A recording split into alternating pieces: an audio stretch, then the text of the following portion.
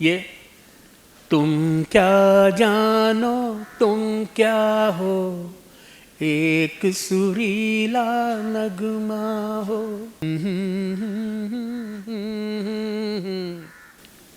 मैं गा के चुप हो गया और ये लोग एक दूसरे को देखने लगे और करीना के मुंह से निकला वाह। आप एक एक्टर को क्या चाहिए होता है, कंफर्टेबल जोन चाहिए होता है। कि वो ज़माना ऐसा था जब मैं आया था कि उसमें हीरो सुंदर होना चाहिए, हीरोइन सुंदर होनी चाहिए, विलेन सुंदर होना चाहिए, असुंदर भी सुंदर होना चाहिए, है ना। हट्टा कट्टा अपने मतलब पर्सनालिटी होनी चाहिए। वो मेरे पास कुछ भी नहीं थी, मतलब इनमें से मैं ज़ीरो था।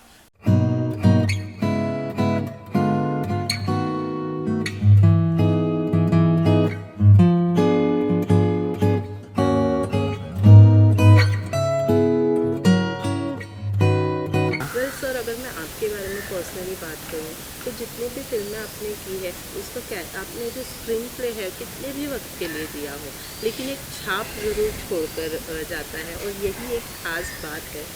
तो टचवुड अगर हम बात करें जब भी मेट की भी, तो वो भी एक ऐसी फिल्म है जहाँ पे आपका स्क्रीन प्ले बहुत ही कम रहा लेकिन वो जो सीन है उसे आज भी लोग याद करते हैं। ट्रूली। पर डेफिनेटली उस सीन के पीछे की स्टोरी मैं जानना चाहूँगी आपसे कि वो गाड़ी चलाते हुए गाना गाना कितना स्टोरी रही है उसके पीछे की, वो बताइए। मैं जैसे चाहे वो जब भी मेट हो चाहे पीके, तो वो सब मतलब एक एक डेढ़ डेढ़ सीन है अपने आप में और बहुत इंटरेस्टिंग है। मतलब one of the important scenes हैं फिल्म के अंदर के।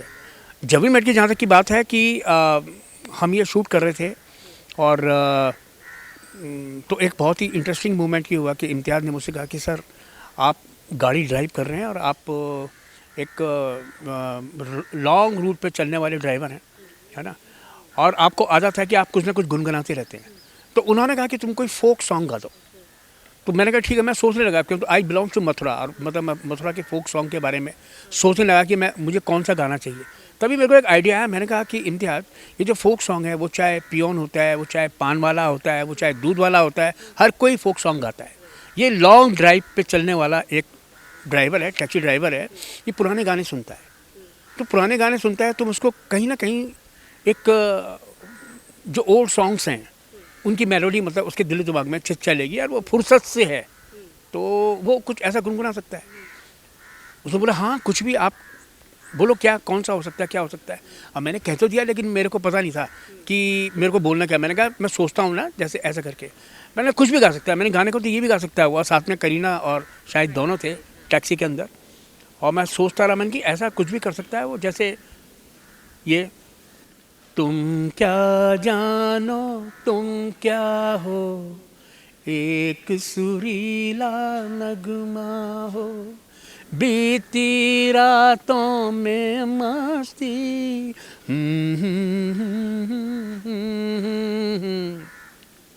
मैं गा के चुप हो गया और ये लोग एक दूसरे को देखने लगे और करीना के मुंह से निकला वाह। इम्तियाज बोला डन। तो उन्होंने छोड़ा टुकड़ा उसमें डाला इस तरीके से।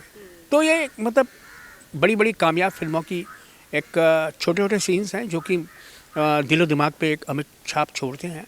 और सर्कस में भी मेरा एक ये छोटी सी एक एंट्री है अपने आप में। कुछ सीन्स हैं लेकिन वो डेफिनेटली मतलब सभी की अलग अलग तरह की भूमिका है, लेकिन ये भी मतलब एक इंटरेस्टिंग सा जो कैरेक्टर है मेरा ये यादगार रहेगा लोगों को।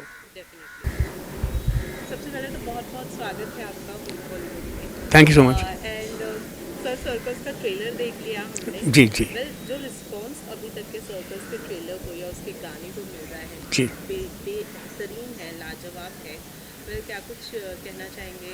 आपको किस तरीके का रिस्पॉन्स मिला, किस किस का कॉल आया है? सबसे पहले तो ये बताइए सर्कस का ट्रेलर देखने के बाद। सर्कस का ट्रेलर देखने के बाद मेरे को बहुत सारे दोस्तों ने, मेरे बहुत सारे रिश्तेदारों ने, सब लोगों ने कहा कि मतलब बहुत एंटरटेनिंग है, बहुत अच्छी लग रही है, बहुत मज़ेदार लग रही है। और जिस तरह की उसकी कहानी का रिसोर्सेज हैं जिस तरह से वो सबको उसका अंदाज़ा है ही। और जितनी भी हैपनिंग्स उसमें हो रही हैं वो मतलब अपने आप में अमेजिंग है। और मुझे लगता है कि जिस तरह से रोहित शेट्टी बनाते हैं पूरी फन लविंग मूवी, और ये मतलब वन ऑफ द माइलस्टोन साबित होनी चाहिए।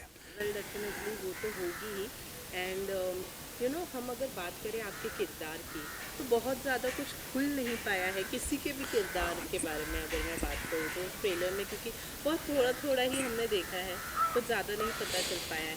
बताया ना किस तरीके का आपका किरदार होने वाला है सिलेबस के अंदर। आ, मैं सिर्फ इतना ही बताता हूँ कि मतलब किरदार तो जहाँ तक अगर मैं बोलूँ, क्योंकि बहुत सारे आर्टिस्ट हैं उसमें, सबका अपना अपना अपना अपना एक जलवा है। और मुझे उम्मीद है, और मेरा उसमें जितना भी है वो बहुत ही सटीक, और आई थिंक थोड़ा सा भी अगर समझ में आ रहा होगा तो मैं उसमें ज्वेलर्स की दुकान है जिसमें कि एक हैपनिंग होती है हार को लेकर के, वो एक सिलसिला है उसमें, और मैं वो मेकर हूँ जो वो हार बनाता है ना।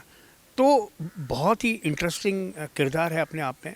जिस तरह से लुक है, बिल्कुल डिफरेंट लुक है उसमें मेरा, और छोटा है लेकिन स्वीट है और बहुत इंटरेस्टिंग है। उसमें मैक्सिमम जितने भी कैरेक्टर्स हैं वो बहुत ही, जैसे कि बोले कि बहुत ही फन लविंग है, तो वो भी बिल्कुल वैसी है। वेल, अगर मैं गलत नहीं हूँ तो ये रोहित शेट्टी के साथ में आपकी पहली फिल्म। बिल्कुल पहली फिल्म है बिल्कुल। जी। पहली फिल्म है, बाकी की कास्ट अगर हम ज़्यादातर देखें तो वो ऑल द बेस्ट की कास्ट है। हाँ, वो सारी वो मैक्सिमम मतलब रिपीट करते हैं। हाँ, तो अगर मैं आपकी बात करूँ तो पहली बार काम करने का आपका अनुभव कैसा रहा रोहित शेट्टी के बहुत सुंदर रहा, बहुत अच्छा लगा। ही इज़ टू डिसिप्लिन, और साथ के साथ वो आर्टिस्ट के डायरेक्टर हैं, है ना, कि आर्टिस्ट के साथ जो कंफर्टेबल वो फील कराते हैं वो बहुत अच्छी बात है। उससे क्या है कि मतलब आप एक एक्टर को क्या चाहिए होता है, कंफर्टेबल जोन चाहिए होता है। और मतलब ऊपर वाली कृपा से मैंने अभी तक मैक्सिमम जितने भी लोगों के साथ काम किया है तो वो सारे के सारे मेरे को कंफर्टेबल मिले हैं यार। रोहित शेट्टी उनमें से वन ऑफ द बेस्ट हैं। देखिए, अगर मैं आर्टिस्ट की भी बात करूँ तो फिल्म के अंदर आर्टिस्ट भी सारे के सारे बहुत ही ज़्यादा एक्सपीरियंस हाँ अपने आपने माहिर हाँ आर्टिस्ट हाँ सारे के सारे। जी जी। किस तरीके से उनके साथ में आपके बॉन्ड को आपने शेयर किया है, या कैसे कैसे सारे के सारे ऑन सेट थे आप लोग, इसके बारे में थोड़ा। हम सब फ्रेंड हैं, इतना सारा काम कर चुके हैं साथ के साथ मिल करके। मतलब यहाँ तक कि मैं रणवीर सिंह को भी बहुत बहुत पहले से जानता हूँ, उनको भी। और तो मतलब वो भी मुझे कोई नए तो लगे नहीं, है ना। और तो मैं उनको बहुत पहले से जान पहचान थी हमारी। और एक किल दिल भी मैं कर चुका हूँ उनके साथ पहले। और साथ के साथ बाकी जो संजय मिश्रा हैं, जॉनी भाई हैं, मुकेश हैं, अश्वनी हैं, मैं सबको पहले से जानता हूँ। और मतलब काफ़ी काम किया हुआ हम लोगों ने साथ मिलके। Well, definitely. हाँ। वेल सर, अगर मैं आपके बारे में पर्सनली बात करूँ तो जितनी भी फिल्में आपने की है उसका क्या आपने जो स्क्रीन प्ले है कितने भी वक्त के लिए दिया हो, लेकिन एक छाप ज़रूर छोड़कर जाता है, और यही एक खास बात है। तो टचवुड अगर हम बात करें जब भी मेट की भी, तो जी। वो भी एक ऐसी फिल्म है जहाँ पे आपका स्क्रीन प्ले बहुत ही कम रहा, लेकिन वो जो सीन है उसे आज भी लोग याद करते हैं। ट्रूली। वेल, डेफिनेटली उस सीन के पीछे की स्टोरी मैं जानना चाहूँगी आपसे कि वो गाड़ी चलाते हुए गाना गाना कितना आपका इनपुट रहा, क्या स्टोरी रही है उसके पीछे की, वो बताइए हमें। मैं जैसे चाहे वो जब भी मेट हो, चाहे पीके, तो वो सब मतलब एक एक डेढ़ सीन है अपने आप में, और बहुत इंटरेस्टिंग है। मतलब one of the important scenes हैं फिल्म के अंदर के। जब भी मेट की जहाँ तक की बात है कि हम ये शूट कर रहे थे, और तो एक बहुत ही इंटरेस्टिंग मोमेंट ये हुआ कि इम्तियाज़ ने मुझसे कहा कि सर आप गाड़ी ड्राइव कर रहे हैं और आप एक लॉन्ग रूट पे चलने वाले ड्राइवर हैं, है ना, और आपको आदत है कि आप कुछ ना कुछ गुनगुनाते रहते हैं। तो उन्होंने कहा कि तुम कोई फोक सॉन्ग गा दो। तो मैंने कहा ठीक है, मैं सोचने लगा क्योंकि आई बिलोंग टू मथुरा, और मतलब मैं मथुरा के फोक सॉन्ग के बारे में सोचने लगा कि मुझे कौन सा गाना चाहिए। तभी मेरे को एक आइडिया आया, मैंने कहा कि इम्तियाज़, ये जो फोक सॉन्ग है वो चाहे पियोन होता है, वो चाहे पान वाला होता है, वो चाहे दूध वाला होता है, हर कोई फोक सॉन्ग गाता है। ये लॉन्ग ड्राइव पे चलने वाला एक ड्राइवर है, टैक्सी ड्राइवर है, ये पुराने गाने सुनता है। तो पुराने गाने सुनता है तो उसको कहीं ना कहीं एक जो ओल्ड सॉन्ग्स हैं उनकी मेलोडी मतलब उसके दिल दिमाग में चलेगी, यार वो फुर्सत से है तो वो कुछ ऐसा गुनगुना सकता है। उसने बोला हाँ कुछ भी आप बोलो, क्या कौन सा हो सकता है, क्या हो सकता है। अब मैंने कह तो दिया, लेकिन मेरे को पता नहीं था कि मेरे को बोलना क्या। मैंने कहा मैं सोचता हूँ ना, जैसे ऐसा करके मैंने कुछ भी गा सकता है। मैंने गाने को तो ये भी गा सकता है, और साथ में करीना और शायद दोनों थे टैक्सी के अंदर, और मैं सोचता रहा मैंने कि ऐसा कुछ भी कर सकता है वो, जैसे ये तुम क्या जानो तुम क्या हो, एक सुरीला नगमा हो, बीती रातों में मस्ती।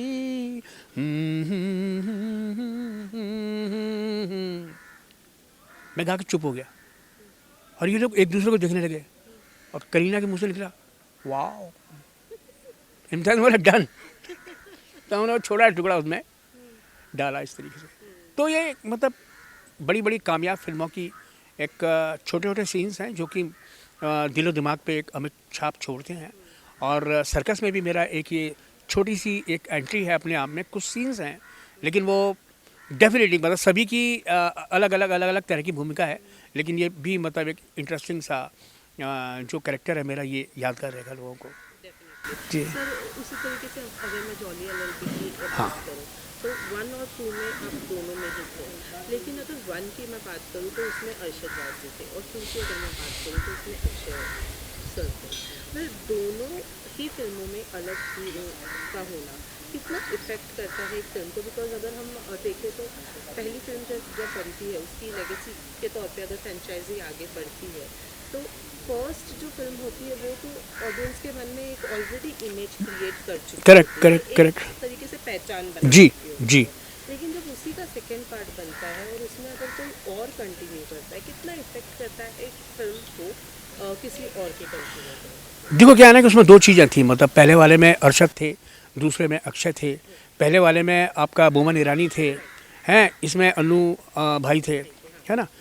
तो एक जो भी एक्टर होता है, जो भी कलाकार होता है, वो कलाकार होता है ना। वो अपनी ही छाप लेकर के आता है, वो अपना ही एक स्टाइल लेकर के आता है। तो जो पहली वाली फिल्म थी डेफिनेटली वो उसको हम अगर कहेंगे तो वो बिल्कुल बेसिक रूट से बनी हुई उस तरह की थी। और जो दूसरी वाली थी वो कमर्शलाइज हो गई एक तरह से ना। उसमें उसका मतलब जो प्रमाइश था वो बड़ा हो गया। उसके प्रमाइश के साथ साथ मतलब वो जो क्लाइमैक्स थे वो बिल्कुल अक्षय जी के हिसाब से, जैसे कहते हैं ना कि मतलब एक्शन वैक्शन और उस तरह की एक कहानी का जोन बिल्कुल थोड़ा डिफरेंट हो गया। लेकिन क्योंकि दोनों ही इंटरेस्टिंग थी, लोगों को दोनों ही इसलिए पसंद आई और दोनों ही सक्सेसफुल हुई। तो वो क्या होता है कि वो एक डायरेक्टर एक्टर का एक कॉम्बो होता है अपने आप में। वो कैसे उसको इम्पैक्टफुल बनाने की कोशिश करता है, क्योंकि डायरेक्टर चाहता है कि मेरी हर जो भी फिल्म मैं बना रहा हूँ वो सक्सेसफुल हो और साथ के साथ वो मतलब जो उसका कंटेंट है वो हाथ से ना जाने पाए। तो वही सुभाष जी ने किया। तो जिस तरीके से ना सर आपने कहा कि ना मेरी फिल्मों की जो छोटे छोटे किरदार हैं वही लोगों के दिल में हमेशा छाप छोड़ते गए हैं। पर मैं आपसे जानना चाहूँगी, हमारे मन में तो जितनी भी फिल्में आपने की हैं सबने कुछ ना कुछ छाप छोड़ी ही है। जी। आपके मन में कौन सी एक फिल्म है जिसने छाप छोड़ी है? मेरे को अपने सारे किरदार बहुत प्यारे हैं। वो वाले भी जो मतलब अभी रिलीज़ भी नहीं हुए हैं, मतलब जिनका पता ही नहीं है कि वो रिलीज़ होंगे भी कि नहीं होंगे। क्योंकि मैं हमेशा बोलता हूँ कि अभी मैं एक छोटी सी फिल्म कर रहा हूँ, ये सरकारी बच्चा, है ना। लेकिन छोटी सी फिल्म है, लेकिन मैं मन से करने की कोशिश कर रहा हूँ कि मतलब उसमें मैं जो भी किरदार अपना निभाऊँ उसको मैं ईमानदारी के साथ में और इंटरेस्टिंग बनाने की कोशिश करूँ। मैं आपको बताऊँ कि मतलब मैंने पहले भी कहा इस बात को कि लिखा हुआ होता है 50%, बाकी मैं उसमें 50% अपना डालने की कोशिश करता हूँ। वो चाहे किरदार को लेके हो, वो चाहे लाइंस को लेकर के हो, मैं उसको कंफर्टेबल अपने हिसाब से बनाने की कोशिश करता हूँ। तो मतलब लोगों को जैसे पान सिंह तोमर बहुत अच्छी लगती है, मिथ्या का कैरेक्टर बहुत अच्छा लगता है, आँखों देखी बहुत अच्छा लगता है, लेकिन मेरे को मतलब मोस्टली अपने के सारे किरदार जो है वो बहुत पसंद है, इसलिए मैं किसी एक का नाम नहीं ले सकता। वेल डेफिनेटली वो तो जी जी हर एक्टर के जी मन में रहता है कि हाँ हम है ना चूज नहीं कर जी सकते। लेकिन अगर मैं पीके की पर्सनली बात करूँ, पीके एक हट की स्टोरी थी ना, जहाँ पे बहुत ही सेंसिटिव टॉपिक को दिखाने की कोशिश की गई थी, जहाँ आपने भी हाँ मूर्ति जी जो है सेलर का हाँ किरदार आपने हाँ निभाया उस फिल्म के अंदर।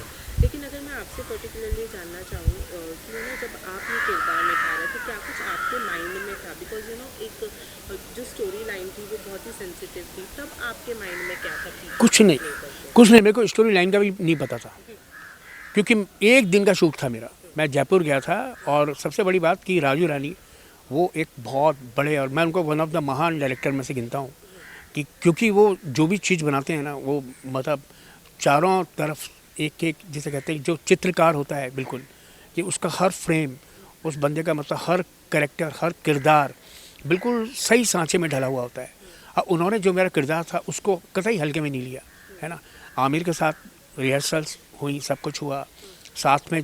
हम मतलब यहाँ तक हुआ कि मतलब उनके शॉट के बाद मेरा शॉट लिया गया, क्लोज लिया गया, मैंने कुछ अपना इनपुट डाला, आमिर को बहुत अच्छा लगा। फिर आमिर ने मुझसे रिक्वेस्ट भी की कि मतलब मैं अपना वापस एक क्लोज वापस ले लूँ। तो मैंने कहा हाँ श्योर श्योर। बोला कि पक्का? मैंने कहा हाँ। तो फिर उन्होंने बोला मैं राजू से बात करता हूँ। तो उन्होंने राजू से बात की, तो राजू ने कहा कि पहले उनसे पूछ लो। बोला हाँ ही इज़ रेडी। और फिर वापस कैमरा लगाया गया। तो मतलब एक बेस्ट परफेक्टनिस्ट जिसे कहते हैं ना, तो जब इस तरह के लोग काम कर रहे हो किसी भी फिल्म का, तो मतलब कुछ सोचने की ज़रूरत पड़ती नहीं आपको, है ना। बाकी इस तरह के जितने भी सब्जेक्ट होते हैं, कुछ भी हो, उसमें कुछ लोग मतलब ना होते हुए भी कुछ ना कुछ निकाल लेते हैं। तो यही पीके के साथ था। पीके एक फन लविंग, एक बहुत ही प्यारी सी पिक्चर थी, और जिसने मतलब बल्कि मार्गदर्शक करती हुई मतलब इंसान अपने जीवन में क्या कर रहा है, कैसे कर रहा है, हम कहाँ कब किस वक्त क्या गलतियाँ करते हैं, कहाँ चले जाते हैं, है ना। तो वो मतलब वन ऑफ द मेरी फेवरेट पिक्चरों में से एक है। तो वो जो सेलर वाली आपने किरदार निभाई थी, जैसे कि आपने कहा 50% मेरा इनपुट रह जाता है कभी कभी, कुछ फिल्मों में जहाँ पे आप अपना इनपुट दे देते हैं। जी जी वो जी। सेलर वाला किरदार था, वहाँ पे कुछ बहुत ही अच्छे अच्छे डायलॉग्स हैं। वो मोस्टली वो सारे डायलॉग लिखे हुए थे, सारे फिल्म में थे। और मैंने कहा ना कि मतलब कि वो तो एक पूरा स्कूल ही परफेक्शनिस्ट वाला स्कूल है। मैं उसमें आपको कहीं से इधर उधर हिलाने की ज़रूरत भी नहीं पड़ेगी। मतलब ऐसा कुछ लगा ही नहीं कि ना, क्योंकि वो अब फिर क्या होता है ना, हाव भाव आ जाते हैं आपके। जैसे ये हुआ, पान सिंह तोमर है, पान सिंह तोमर का एक एक किरदार की एक एक लाइन बिल्कुल लिखी हुई थी पहले से ही, है ना। ऑन द स्पॉट उसको सिर्फ आप वर्कआउट करते हैं, है ना, लेकिन बाकी कुछ उसमें ऐसी ज़रूरत नहीं पड़ी। तो ये कुछ चीज़ें ऐसी होती हैं जो कि मतलब उन लोगों का काम होता है जो अपने काम को बहुत परफेक्ट तरीके से करते हैं। तो मुझे नहीं लगता कि मतलब वहाँ पर इस तरह की दिक्कत होती है, तो आपको कुछ करने की ज़रूरत है। बीइंग एक्टर बनने से पहले आपकी जर्नी जो थी वो एज अ राइटर रही है, डायलॉग राइटर की, if I am not wrong. मैं नहीं, क्या है ना कि बचपन में मैं आकाशवाणी जाया करता था, मथुरा वृंदावन। वहाँ कुछ लिखा करता था, कुछ कविता लिख दी, कुछ छोटे छोटे प्ले लिख दिए। फिर उसके बाद युवा वाणी में गया, फिर उसके लिए मैंने प्लेज लिखे। उसके बाद स्टेज किया, स्टेज पे मेरा सबसे पहले जो कहानियाँ थी वो मैंने लिखी, वो स्टेज हुई। फिर हरिशंकर परसाई जी का एक प्ले है इंस्पेक्टर मातादीन चांद पर, उसको मैंने फुल लेंथ तरीके से लिखा, वो मैंने डायरेक्ट भी किया, उसमें मैंने एक्ट भी किया। मेरे एक मित्र हैं पहले, इंद्रपाल शाह, उन्होंने भी एक्ट किया था उसमें। और फिर दिल्ली मैंने शो किया था, उसमें मैंने मेन एक्ट किया था उसमें। तो वो राइटिंग सिलसिलेवार आती चली गई। और फिर साथ में मैं जुड़ा रहा, उनको मैं माँ बोलता हूँ, डॉक्टर अचला नगर, वो बहुत बड़ी रिनाउंड राइटर है इंडस्ट्री की, है ना। तो उन यहाँ आने के बाद मैं उनको असिस्ट करने लगा। फिर मैंने सीखा स्क्रीन प्ले डायलॉग कैसे लिखे जाते हैं। तो क्योंकि मैंने बहुत पहले भी कह चुका हूँ, मैं जब मैं आया था यहाँ पे तो कुछ पता नहीं था कि आपको एक्टिंग में काम मिलेगा कि नहीं मिलेगा, है ना। जैसे बहुत पहले भी मैं कह चुका हूँ कि वो ज़माना ऐसा था जब मैं आया था कि उसमें हीरो सुंदर होना चाहिए, हीरोइन सुंदर होनी चाहिए, विलेन सुंदर होना चाहिए, असुंदर भी सुंदर होना चाहिए, है ना, हट्टा कट्टा अपने मतलब पर्सनालिटी होनी चाहिए। वो मेरे पास कुछ भी नहीं थी, मतलब इनमें से मैं ज़ीरो था। मैंने कोई नहीं, अपनी दुकान बढ़ाओ, और मैं असिस्ट करने लगा। तो चंदर बहल जी को मैंने असिस्ट भी किया, फिर मैं राइटिंग करने लगा। तो ये सब साथ के साथ चलता रहा। अदरवाइज पहला जोन जो था मेरा वो एज एन एक्टर ही था। तो मतलब मैं एक्टिंग ही करता रहता। थिएटर में मैंने मेन कैरेक्टर किए, मेन किरदार निभाए, और मेरे मित्र संदीपन विमलकांत वो डायरेक्ट करते थे। तो वो एक्सपीरियंस था मेरे पास थिएटर का ही, जिसने मेरे को ये सब करने में सहायक सिद्ध हुआ। वेल, इन दिनों अगर मैं बात करूँ किसी भी फिल्म की, तो डायलॉग्स बहुत ही इम्पोर्टेंट रोल प्ले कर रहे हैं हाँ। किसी भी फिल्म के लिए, क्योंकि एक डायलॉग का पॉपुलर हो जाना, जैसे सर्कस का जॉनी लीवर साहब का जो डायलॉग है कि अपने पैर अपने, self-respect, हाँ, सेल्फ रेस्पेक्ट। तो वो डायलॉग बहुत ज़्यादा पॉपुलर हो रहा है। वेल, वैसे ही आपकी भी कुछ फिल्में हैं जिनके डायलॉग्स बहुत ज़्यादा पॉपुलर हुए हैं। एग्जाम्पल देने की ज़रूरत नहीं है, आपको भी पता होगा, लेकिन मैं आपसे जानना चाहूँगी कोई एक ऐसा डायलॉग जो हमें आप सुना सके, जो आप काफ़ी रिलेट कर पाए हो अपने ज़िंदगी से। मतलब जैसे ज़्यादातर जो है लोगों को जब भी मैं किसी से मिलता हूँ तो पान सिंह की ही लाइनें बोलते हैं कि आज मैंने दाऊ के साथ रोटी तोड़ी, कि मतलब मोस्टली, या फिर ये कि मतलब कि हाँ, हमने भी आइसक्रीम खाई, है ना। हाँ, कितने की मिलती? ₹2.5 की। तो नाराज हो जाता है कि ₹2.5 की आइसक्रीम कहाँ मिलती है, है ना, इस तरह। तो वही एक, लेकिन मैं बताना चाहूँगा कि मतलब मोस्टली जो है मतलब ऐसे कोई मेरी लाइनें ऐसी रही नहीं है उस तरह की, मतलब कि जो बहुत वैसे पॉपुलर हुई हो, है ना। क्योंकि मैंने जितनी भी लाइनें बोली हो बिल्कुल वो डायलॉग कम, बल्कि वो आपको अपने जीवन की जो लाइनें होती हैं ना, जो हम बात करते हैं रोज़मर्रा की, वो उस तरह के संवाद मेरे ज़्यादा होते हैं। सर्कस में कोई ऐसा डायलॉग? सर्कस में मैंने कुछ शेरो शायरी टाइप की है, वो मेरे को उस समय भी बड़ी मुश्किल से याद होती थी, और अभी तो कतई याद नहीं है। याद नहीं? हाँ, तो मैं हाथ जोड़ूंगा उसके लिए तो। ऑलराइट, और सर्कस की कोई यादें जो आप हमारे साथ? बस सर्कस की मेरी यही बहुत खूबसूरत यादें हैं कि मतलब वहाँ पर इतने सारे हम जो एक्टर हम लोग मिलते थे, तो बहुत ही ग्रेट टाइम पास होता था। मतलब समझ ही नहीं आता था कि इतने सारे एक्टर थे हम लोग, कि इससे मिलें कि उससे मिलें, कि ये छूट गया कि वो छूट गया। एक मतलब ऐसा होता है, सारी कास्ट होती थी जब भी हम लोग शूट करते थे, तो मैक्सिमम टाइप पे मैक्सिमम लोग थे हम लोग। तो सर एक क्वेश्चन और मेरे मन में जो आ रहा है वो ये है कि आपने बताया पीके में वो आमिर ने बोला, आमिर से बोला कि मुझे वो एक क्लोजअप वाला शॉट फोटो हाँ, करना हाँ। है। उनके मन में क्या दुविधा या क्या कुछ मन में था कि उन्होंने ये उनके मन में क्या एक्चुअल में क्या ना, कि जब उनका क्लोज हो रहा था तो वो मैंने ऐसा कुछ किया नहीं, है ना। तो और जब मेरा क्लोज लगा तो मैंने उसको ऐड कर दिया। तो उनका कहना था एक्चुअल में कि अरे यार, ये तो तुमने मतलब उस समय तो किया नहीं था। तो ना वो सारी चीज़ें थोड़ी सी वो होती है। तो मेरे को भी एकदम एहसास हुआ कि एक्चुअल में अब क्या होता है कि जब आप परफॉर्म करते हैं, उस समय मैं परफॉर्म उनको क्यों दे रहा था, तो मैं क्यों दे रहा था, तो मैं अपने आप में पूरी तरह से वैसे नहीं था कैरेक्टर में। लेकिन जब मेरे को शूट मेरा हो रहा था, मेरा क्लोज लग रहा था, तो मैं अपने आप को परफॉर्म कर रहा था, और उसमें मैं क्या एड ऑन कर सकता हूँ वो एक एक्टर ऑटोमेटिकली कर जाता है। वो एक हो गया, वो उनको बड़ा अच्छा लगा। तो उन्होंने कहा कि मतलब कि प्लीज़ मैं एक और कर लूँ। हाँ, और फिर उन्होंने बोला कि ये जो तुमने किया था वो करना उसमें। मैंने कहा हाँ हाँ ठीक है। ऑलराइट, लास्टली जाते जाते अभी आपने ये सरकारी बच्चे के बारे में तो बताया, और क्या कुछ है आपके साथ? एक मेरी MX प्लेयर पे एक फिल्म, शॉर्ट फिल्म मेरी रिलीज़ हुई है, मास्क। मैं उसके बारे में ज़रूर बताना चाहूँगा। तो कोविड के टाइम पे मास्क कितना नेसेसरी था, और अभी मतलब हम लोगों के आम जीवन में वो बहुत इम्पोर्टेंट बन चुका है। तो आशीष हैं एक डायरेक्टर कैलकाटा से, उन्होंने वो फिल्म डायरेक्ट की है, वो बहुत सुंदर छोटी सी फिल्म है। तो मैं उसके बारे में बोलना चाहूँगा कि प्लीज़ मेरे लोग, मेरे चाहने वाले उनको देखें। उसके बाद में और भी जो कई प्रोजेक्ट आने वाले हैं, जैसे कि मेरा आम आदमी फैमिली सीज़न 4 वो Z5 पे है। वो 3 तो आ चुके हैं, बाकी वो भी आने को तैयार है। और इसके साथ साथ एक फिल्म है मेरी, जीवन बीमा योजना, तो अभिषेक डोगरा की, तो वो है। जॉनी जंपर है। अभी मैंने कंप्लीट की है फिल्म सोनाली रतन की, मैडॉक की फिल्म है, स्वरगुण संपन्न, तो वो है। ऐसे ऐसे बहुत सारी है, लिस्ट है, लेकिन कब कौन सी क्या आ जाए मतलब ये पता नहीं चलता आपको। हाँ, ऑलराइट, जाते जाते लास्टली कोई किरदार के रूप में हमारे ऑडियंसेस से और आपके फैन से कुछ कहना चाहिए? बस मैं ये चाहता हूँ कि मतलब कि मेरे जितने भी किरदार हैं, वो अगर लगता है आपको कि कुछ ऐसा एक्स्ट्रा ऑर्डिनरी किसी को भी, तो मतलब आपके इसमें चैनल के थ्रू मतलब कमेंट्स कर सकते हैं, लिख सकते हैं कि मतलब कि ये इस तरह के किरदार हैं, अगर आप करें तो शायद अच्छा लगे। तो मैं सोच सकता हूँ उस बारे में भी ना, कि मतलब आगे किसी को बता सकता हूँ कि यार ऐसा कुछ मिल जाए। तो अदरवाइज जो मिलता है मेरे को, मैं उसको बिल्कुल चैलेंज की तरह लेता हूँ, है ना। मोस्टली क्या होता है कि कभी मेरे दिल में ये भी नहीं है कि मैं कौन सा किरदार निभाऊँ। अगर आप मुझसे क्वेश्चन करें कि क्या करना चाहते हो, तो ऐसा कुछ नहीं है दिमाग में कि मैं क्या करना चाहता हूँ। मेरे को आज जो मिला है मैं उस पर ध्यान दूंगा। उसके बाद कल जो भी नया किरदार आएगा, हो सकता है फादर का हो, चाचा का हो, भाई का हो, कैसे भी हो, वो ग्रे शेड का भी हो सकता है, वो किसी भी तरह का ऐसा हो सकता है। अभी मैं एक वेब सीरीज़ कर रहा हूँ, क्या बोलते हैं, सिग्नल, है ना। तो तो मतलब वो थोड़ी मतलब वो बिल्कुल ही कंफ्यूज, मतलब ऐसा वाला किरदार है। वो मेरे को बहुत इंटरेस्टिंग उसमें लगता है, क्योंकि एक मैंने सीरियस किरदार एकदम से बहुत कम किए हुए हैं, है ना। वो बिल्कुल डिफरेंट अपने आप में जाता है। तो मैं उसको बहुत ही मन से कर रहा हूँ, और वेट कर रहा हूँ कि वो कब आएगा। हाँ, ओके, कॉमेडी करते हैं ज़्यादातर आप, तो कोई ऐसा शख्स या कोई ऐसा एक्टर कॉमेडियन जिसका एक बतौर इंस्पिरेशन के टाइप? देखो मैं आपको बताऊँ कि अगर आप नोट करोगे, ध्यान दोगे ना, तो कॉमेडी मैंने की नहीं है।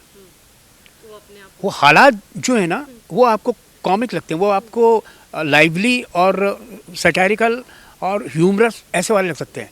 मैं आउट एंड आउट कॉमेडी मैंने बहुत कम की है, जिसको कहते हैं कॉमेडी करना, है ना, वो मैंने नहीं की। जैसे सर्कस में है वो आई थिंक वो थोड़ा कॉमेडी की है मैंने उसमें, है ना, लेकिन फिर भी थोड़ा अलग है ना। लेकिन ज़्यादातर मैंने जितनी भी की है ना, मैं जैसे मेरे आदर्श हैं जैसे कन्हैया लाल जी, ओम प्रकाश साहब, है ना, ये बाकी जैसे महमूद साहब हुए वो कॉमेडी करते थे, जॉनी वॉकर साहब हुए वो कॉमेडी करते थे, जॉनी भाई हुए वो कॉमेडी करते हैं। तो इस तरह के जितने भी मतलब आर्टिस्ट हैं वो बिल्कुल आउट एंड आउट कॉमेडी करते हैं। लेकिन कन्हैया लाल जी, ओम प्रकाश जी, ये कुछ ऐसे हैं जो कि कॉमेडी नहीं करते थे। वो लगता था आपको कि अरे यार कितना हंसाता है ये आदमी, अब हर उनके हालात हंसाते हैं, उनकी सिचुएशन हंसाती है उनको। Thank you so much and all the very best आपको sir. Thank you so much, thank you so much.